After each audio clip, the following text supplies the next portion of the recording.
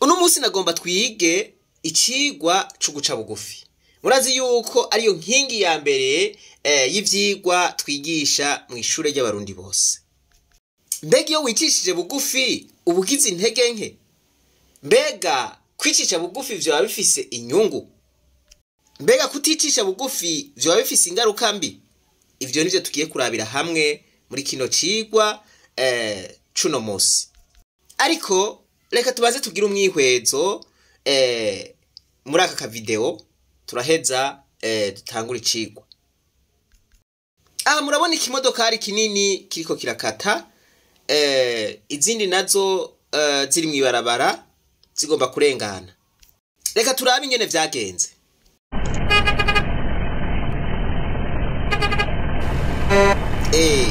Voilà, ariko arakata, murabona yuko vyase yuko arengana kubera bamubrotse. Arasubiye, bamubrotse asubiye inyuma kugira ngo abareke arengana. Voilà, arabahaye inzira, aragarutse kugira ngo amubrotse. Voilà, murabona yuko uyu ari imbere ahagaze mu nzira. Iyi modokari ni ndende iza kuronka ahica. Murumva ko ariko arakragisona. Murabona ko ahagaze mu nzira ariko arakragisona, barase kumubisa. Ati mbisa abagabo. Birangiye asize gwa romoroke mu nzira robabrotse, hagiye umutwe gusa. Nguku uko bimeze mu buzima bwacu. Hama hariho abantu bagatsinde. Hama hariho abantu bagapati. Abantu bagapati canke abantu bagatsinde n'abantu batadaduka. Abantu bagapati canke abantu bagatsinde n'abantu batazi guca bugufi. Iryo ahagazeko n'iryo nyene ntarivako, ntadaduka. Abantu bagapati murabazi mu kibano, usanga bavuga mu kibano ngo ngurya ngo n'umunyagapati bose baramuzi. Ariko mu vy'ukuri kugira agapati si vyiza mu buzima, vyonona ibintu vyinshi. Murana yuko uyu mugabo w'ikiromoroke yaragiye kurengana, hanyuma baranka kumubisa, aremera asubira inyuma. Ibi bisigura yuko yaciye bugufi, yemeye guca bugufi, arasubira inyuma ati reka ndabareke babandanye urugendo, reka ndabareke barengane, jewe ndaheza ngende mu nyuma. Agarutse ubwa kabiri yakragisonye, barihoza. Mbere baca bahagarara aho aza guca. Nukuvuga ngo bagize nka wa wundi avuga ngo kuntera urwamo rengana. Nukuvuga ngo ivyo akabivuga ata mutima mwiza urimwo. Nukuvuga ngo uramuderangije. Nukuvuga ngo ivyo mugiriye ntabishimye. Rengana nkura kurwamo. Umutipe aho gusubira inyuma ati ebagabo reka ndamubise ntahava ncako aho yakragisoneye. Voilà, ati yaguma hahandi arahagaze. Rengana. Urundi nawe agiye kurengana bica birabana. Voilà, acagira ati rero hako ndamucako nkamugonga. Voilà, eka nigire n'umutwe wanje. Romoroke acayisiga mwibarabara. Babandi nabo kubera agapati baca baguma bahagaze ngaho, kumbure baca baracegwa iyo bagiye kuza gufata uwundi mwanya ugukata, bakaza guca ngaha murindi barabara, usanga bigoye. Mbere hari naho usanga nkaha mwibarabara hubatse, ugasanga bibaye ngombwa ko baza gusubira inyuma barondera iyo bakatira kugira ngo baze guca muri rindi barabara canke baze guca handi. Kubera ikivyo? Kubera agapati. Agapati muri make si keza mu buzima bwacu, kutava kwizima gupatika si byiza na gatoya, kuko turetse yuko vyononera mugenzawe bikononera vyinshi wewe nyene. Ahari agapati, ahari ukudadika, nta terambere rihaba. Ahari agapati nta mwumvikano uhaba. Aba bantu iyo bumvikana urabona yuko bari kugira bati reka uyu muntu tumubise igigwa inyuma, turabe ukuntu tumuronkera ikibanza nawe arengane aho yahereye kera, akata akrakisona vyanka ko arengana. Mu rugo hamaze kubaho umuntu w'agapati atagomba umwumvikano, atagomba kuja inama n'abandi, ibintu birononekara. Ishirahamwe rimaze kubamwo abantu b'agapati batagomba kumviriza abandi, batagomba kuja inama n'abandi, ibintu birononekara.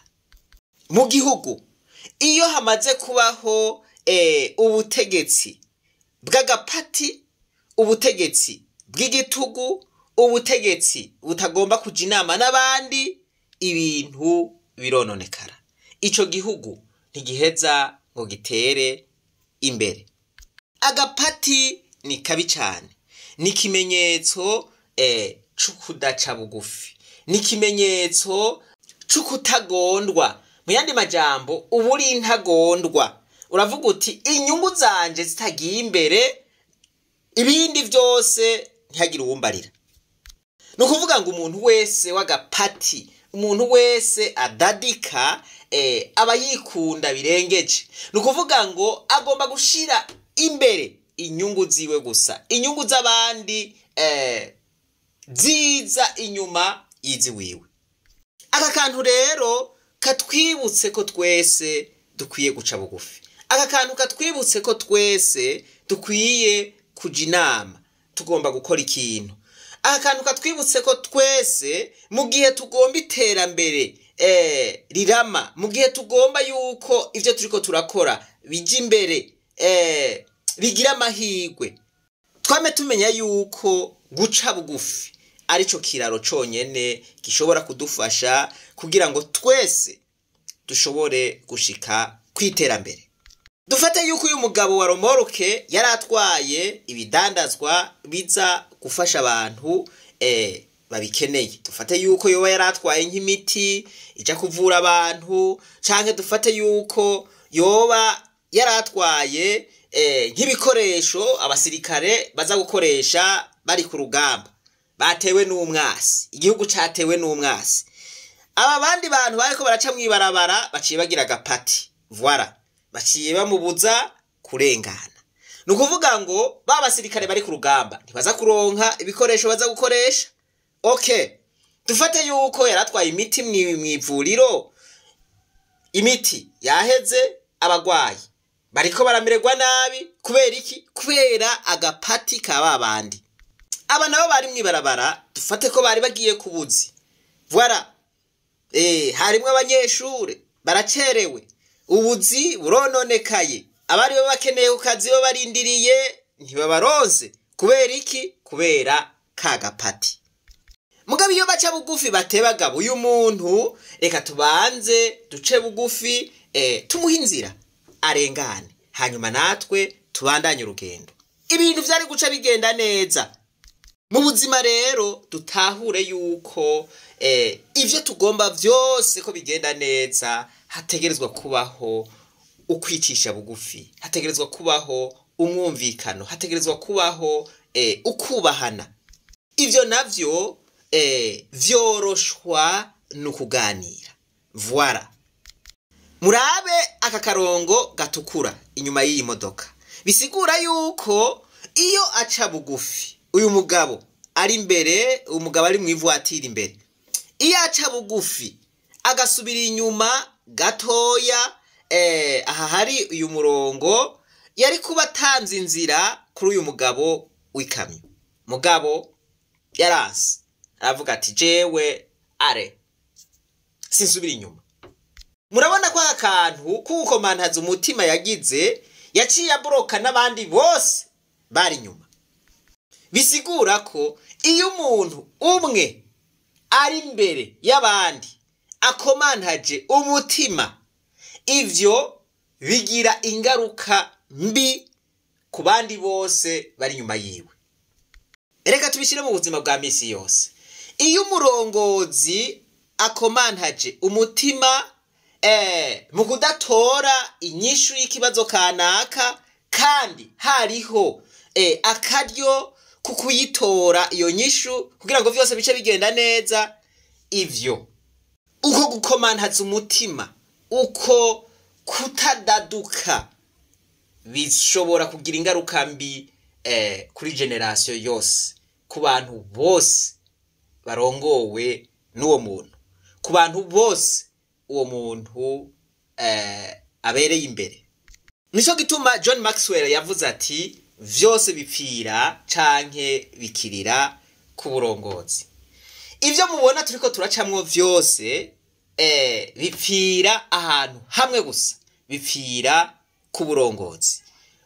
Iyo umurongozi ari umuntu adaca bugufi, iyo umurongozi ari umuntu w'agapati, iyo umurongozi atadaduka, iyo umurongozi abona inyungu ziwe gusa, abona inyungu z'umuryango wiwe gusa, abona inyungu z'umugambwe wiwe gusa, iz'abandi ntazibone, biraheza bikagenda nk'uku twabonye. Nta terambere rihaba, ibintu byose biraparangana, nawe nyene vy'ukuri iteka canke icubahiro yipfuza kuronka canke ryaterambere yipfuza kuronka ntaheze warishikeko. We n'abarongoye ntihagire aho bashika.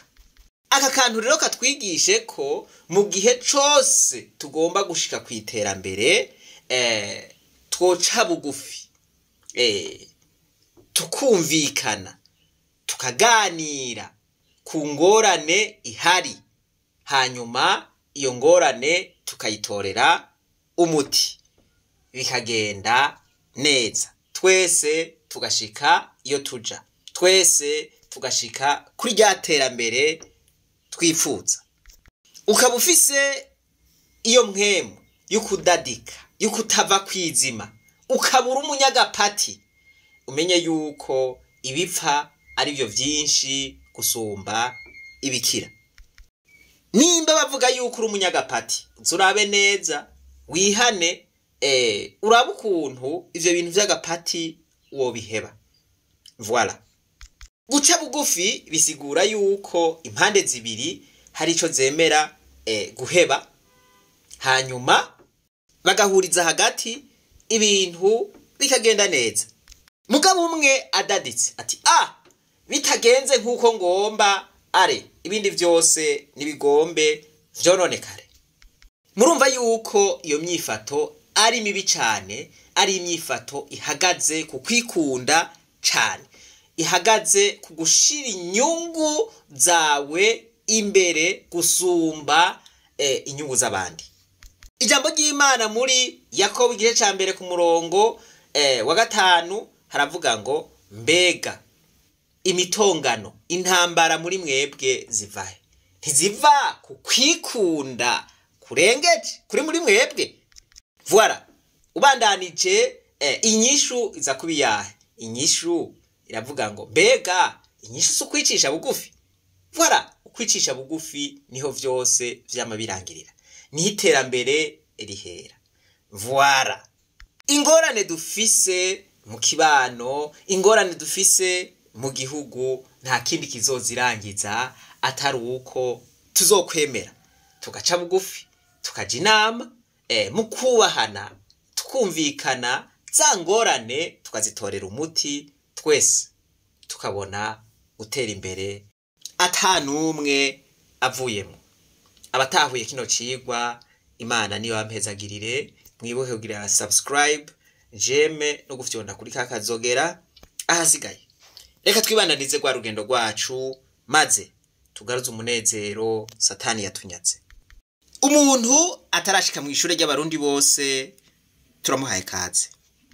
Nta kindi kintu na kimwe kibaho kizotuma Uburundi bukira, kizotuma Uburundi bushika kuri yambona kazoza, kizotuma Uburundi bwogorora, atari uko abarundi bamenetse imitima bavuga ngo guhuza umutima ni inama, tukicara tukaganira dutiki na kiriya kimeze uku iki cokoguku tubikora uku voilà, ico conyene nico kizokiza igihugu c'u Burundi.